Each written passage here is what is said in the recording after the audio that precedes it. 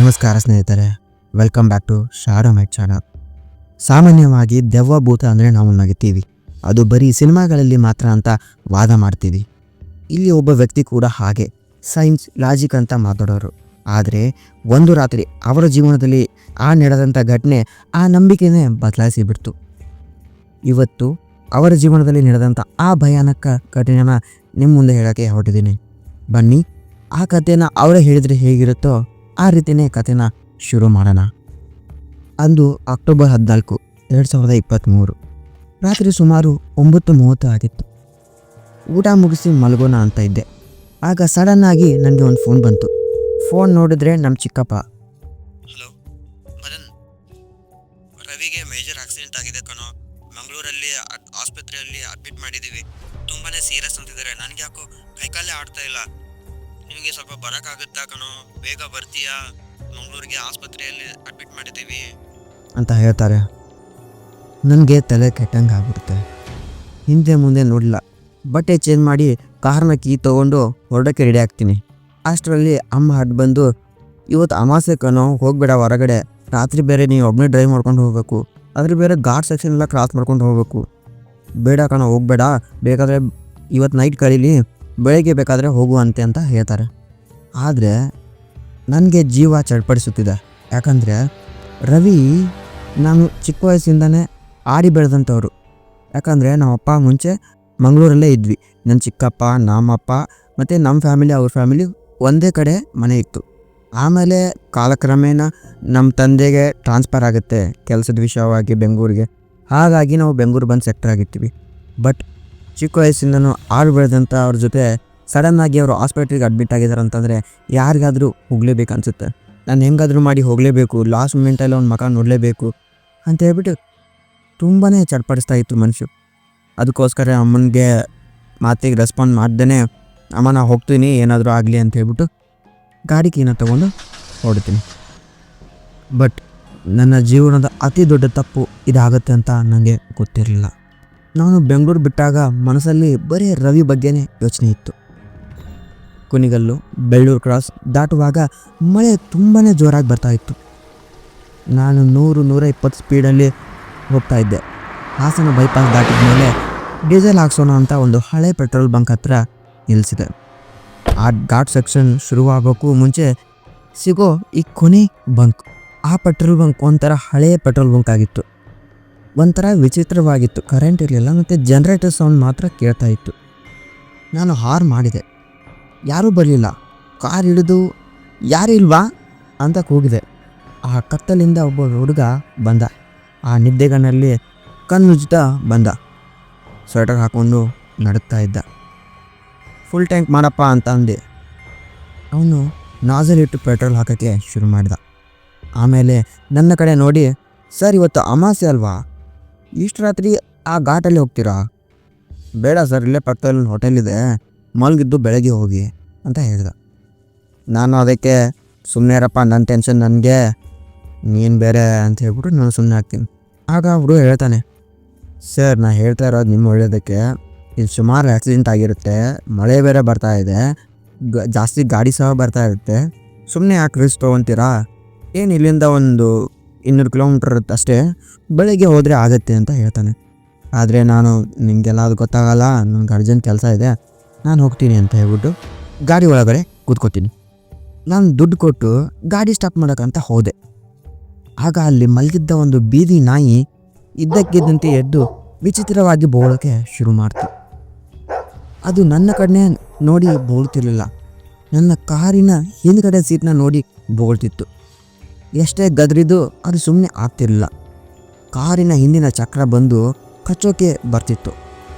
ಆ petrol bunk ಹುಡುಗ ನನ್ನ ಹತ್ರ ಬಂದು, ಸರ್ ಕಿಟಕಿ ಗ್ಲಾಸ್ ಏರಿಸಿ, ನಾಯಿಗೆ ಮನುಷ್ಯರಿಗೆ ಕಾಣದೇ ಇರೋದು ಕಾಣಿಸುತ್ತಂತೆ, ಅದಕ್ಕೆ ಈ ರೀತಿ ಬೊಗಳುತ್ತೆ ಅದು, ನೀವೇನು ಟೆನ್ಷನ್ ತೊಗೋಬೇಡಿ, ಗ್ಲಾಸ್ನ ಏರಿಸ್ಕೊಂಡು ಸುಮ್ಮನೆ ಹೋಗಿ ಅಂತ ಥರ ವೇರ್ಡಾಗಿ ಹೇಳ್ತಾನೆ. ಆ ನಾಯಿ ಬೊಗಳೋದು ನನ್ನ ಮನಸ್ಸಲ್ಲಿ ಅಷ್ಟೊಂದು ನಾಕಲಿಲ್ಲ. ಯಾಕಂದರೆ ನಾನು ಹೋಗಬೇಕಾಗಿತ್ತು ಬೇಗ. ನನಗೆ ಅದೇ ಟೆನ್ಷನಲ್ಲಿದ್ದೆ. ಸಕಲೇಶ್ಪುರ ಟೌನ್ ದಾಟುವವರೆಗೂ ಮಳೆ ವಿಪರೀತವಾಗಿ ಬರ್ತಿತ್ತು. ವೈಫರ್ ಫಾಸ್ಟಾಗಿ ಹಾಕಿದ್ರು ರಸ್ತೆ ಕಾಣ್ತಿರಲ್ಲ, ಅಷ್ಟೊಂದು ಜೋರಾಗಿ ಮಳೆ ಬರ್ತಿತ್ತು.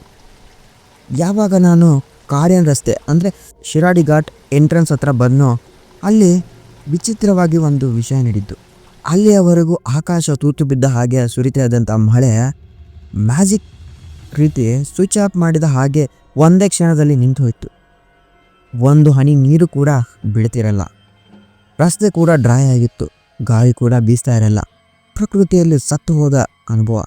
ಆ ನಿಶ್ಶಬ್ದ ಮತ್ತು ಮಳೆಗಿಂತ ಭಯಾನಕವಾಗಿತ್ತು. ನನಗೆ ಮೈ ರೋಮಾಂಚನವಾಯಿತು. ಶಿರಾಡಿ ಘಾಟ್ ಅಂದರೆ ನಿಮಗೆ ಗೊತ್ತು, ರಾತ್ರಿ ಹೊತ್ತು ನೂರಾರು ಲಾರಿಗಳು, ಬಸ್ಗಳು, ಟ್ಯಾಂಕರ್ಗಳು ಓಡಾಡ್ತಾ ಇರುತ್ತವೆ. ಯಾವಾಗಲೂ ಲೈಟ್ ಬೆಳಕು ಇದ್ದೇ ಇರುತ್ತೆ. ಆದರೆ ಅಂದು ನಾನು ಘಾಟ್ ಒಳಗಡೆ ಬಂದು ಅರ್ಧ ಗಂಟೆ ಆದರೂ ಒಂದೇ ಒಂದು ಲಾರಿ ಅಥವಾ ಬಸ್ ಎದುರಿಗೆ ಬರಲಿಲ್ಲ. ರಿಯಲ್ ವ್ಯೂ ಮಿರರ್ನಲ್ಲಿ ನೋಡಿದ್ರೆ ಹಿಂದೆಯೂ ಯಾವ ಗಾಡಿ ಇರಲಿಲ್ಲ. ಕಾಡಿನ ರಸ್ತೆಯಲ್ಲಿ ನಾನು ಮತ್ತು ನನ್ನ ಕಾರ್ನ ಹೆಡ್ಲೈಟ್ ಮಾತ್ರ ಇತ್ತು. ನನಗೆ ಭಯ ಜಾಸ್ತಿ ಆಗಕ್ಕೆ ಶುರುವಾಯಿತು. ಅಮ್ಮನಿಗೆ ಒಂದು ಸಲ ಕಾಲ್ ಮಾಡೋಣ ಅಂತ ಹೇಳ್ಬಿಟ್ಟು ಮೊಬೈಲ್ನ ತೆಗೆದು ನೋಡಿದರೆ ನೆಟ್ವರ್ಕ್ ಇಲ್ಲ. ಆ ಕತ್ತಲಿನಲ್ಲಿ ನನಗೆ ಒಂಟಿತನ ಕಾಡೋಕ್ಕೆ ಶುರುವಾಯಿತು. ಹಾಗೆ ಸ್ವಲ್ಪ ಹೊತ್ತು ಕ್ರಮಿಸಿದ ಮೇಲೆ ಆಗ ನನಗೊಂದು ಮೈಲ್ಗಲ್ ಕಾಣಿಸ್ತು. ಮಂಗಳೂರು 150 ಕಿಲೋಮೀಟ್ರ್ ಅಂತ ಬರೆದಿತ್ತು. ಇನ್ನೂ 3 ಗಂಟೆ ಜರ್ನಿ ಅಲ್ವಾ, ಹಂಗಿದ್ರೆ ಫಾಸ್ಟಾಗಿ ಹೋಗೋಣ ಅಂಥೇಳಿ ಸುಮಾರು 45 ನಿಮಿಷ ಟ್ರೈ ಮಾಡಿದೆ.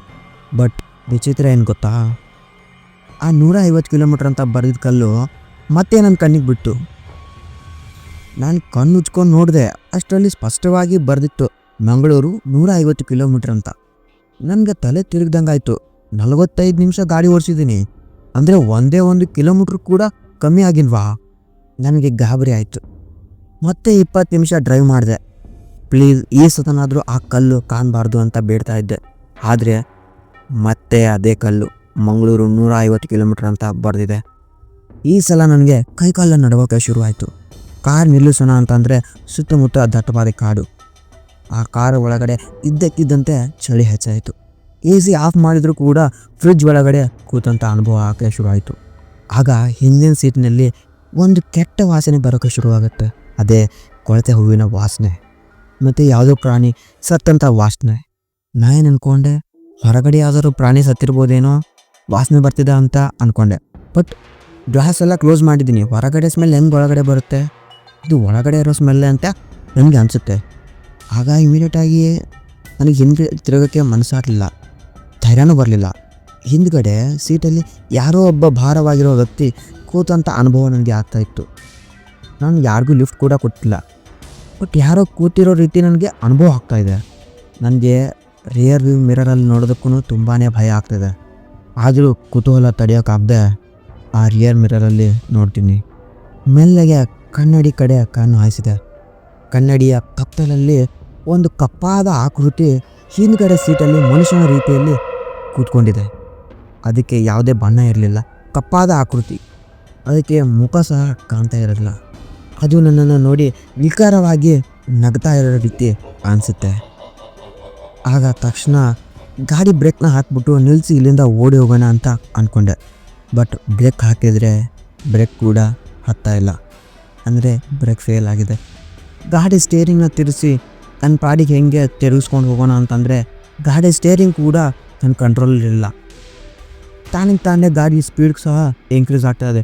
ಟೋಟಲ್ ಆಗಿ ಆ ಗಾಡಿ ನನ್ನ ಕಂಟ್ರೋಲಲ್ಲೇ ಇರಲಿಲ್ಲ. ಅವತ್ತು ಗಾಡಿ ತಾನೇ ಮೂವ್ ಆಗ್ತಾ ಇದೆ, ಬ್ರೇಕ್ ಕೂಡ ಹತ್ತಾ ಇಲ್ಲ, ನನ್ನ ಕೈಯಲ್ಲೇ ಇಲ್ಲ, ಏನು ಕಂಟ್ರೋಲೇ ಇಲ್ಲ ನನ್ನ ಕೈಯಲ್ಲಿ.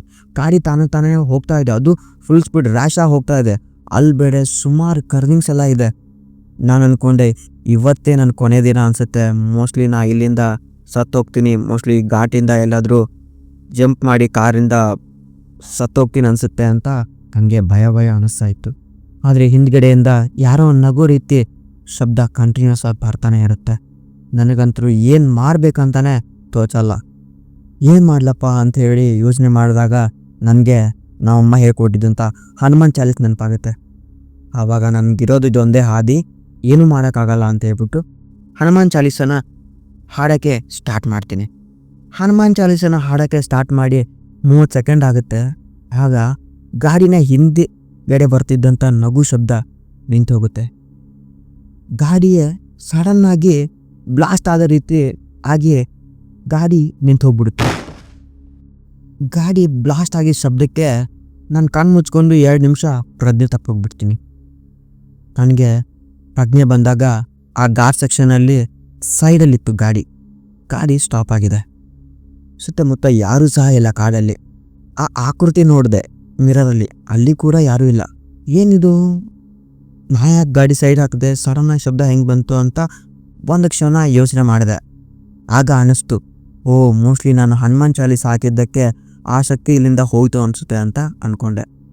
ಅದೇ ಸಮಯಕ್ಕೆ ಹಿಂದಿನ ಸೀಟಲ್ಲಿ ನೋಡಿದ್ರೆ ಯಾರೋ ಕುಂತು ಹೋಗಿರೋ ರೀತಿ ಅನುಭವ. ಒಂದು ವೆಟ್ಟಾಗಿದೆ ಆ ಸೀಟು, ಆ ರೀತಿ ಆಗಿತ್ತು. ಇಲ್ಲಿಂದ ಆ ಶಕ್ತಿ ಹೋಗಿದೆ ಅನಿಸುತ್ತೆ ಅಂತ ಅಂದ್ಕೊಂಡು ಗಾಡಿನ ಸ್ಟಾರ್ಟ್ ಮಾಡ್ತೀನಿ. ಗಾಡಿ ಒಂದೇ ಸಲಕ್ಕೆ ಸ್ಟಾರ್ಟ್ ಆಗಿಬಿಡುತ್ತೆ.